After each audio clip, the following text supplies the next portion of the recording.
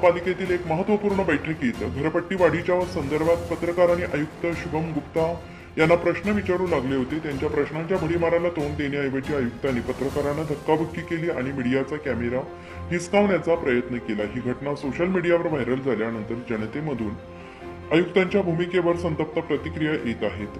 सांगली महापालिकेत घरपट्टी वाढीच्या प्रस्तावावर चर्चा करण्यासाठी बैठक आयोजित करण्यात आली होती आणि या बैठकीत पत्रकारांनी आयुक्तांना अनेक प्रश्न विचारले, ज्यामुळे आयुक्तांना त्यांच्या मनमानी कारभाराचे प्रतिबिंब दिसू लागले।